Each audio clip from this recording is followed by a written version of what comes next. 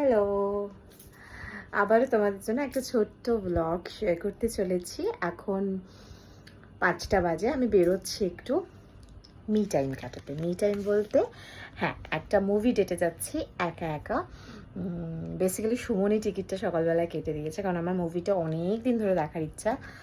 মুভিটার নাম হচ্ছে গৃহপ্রবেশ। তো আমার বাড়ির সামনে তো নবীনা, বাট নবীনাটা পুরো ফাঁকা ফাঁকাই দেখলাম মানে আজকে। বাট নন্দনটা হাউসফুল। তো নন্দনে গেলে কি হবে, একটু ঘোরাও হয় আর কি, এই আর কি। তো আর নবীনাথ থেকে নন্দনটা ইজি রাস্তা, বিকজ একদম মেট্রোর গায়ে। তো সেই জন্য এখন বেরোচ্ছি।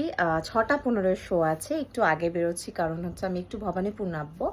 আমার একটা জিনিস কেনার আছে, ভুলে গেছিলাম, তো আমার কালকে লাগবে জিনিসটা। তো ওই জিনিসটা তুলে তারপর আমি চলে যাব নন্দন।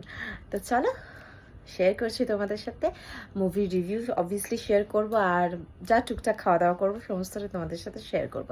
তো চলো, দেরি হয়ে যাচ্ছে, বেরিয়ে পড়া যাক।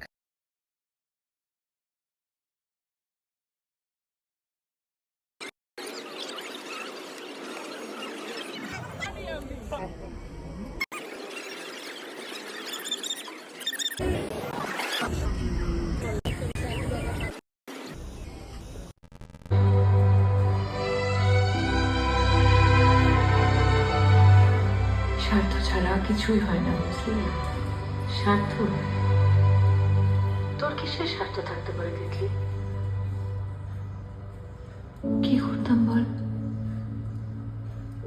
আমার বাড়ি ফিরে যেতাম,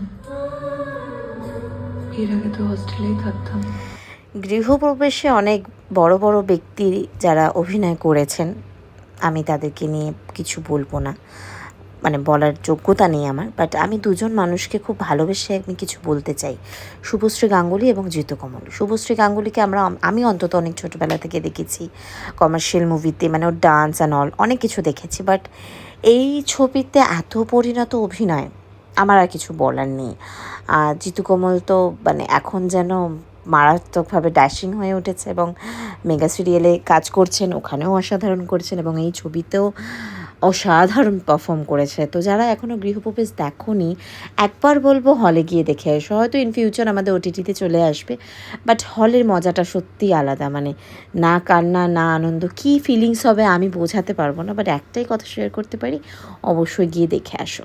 তো এই তো সিনেমার রিভিউ তোমাদের দিয়ে দিলাম, এবার বাড়ি ফেরার পালা। একটু সবজি কেনার ছিল, সবজি টবজি কিনে বাড়ি ফিরবো।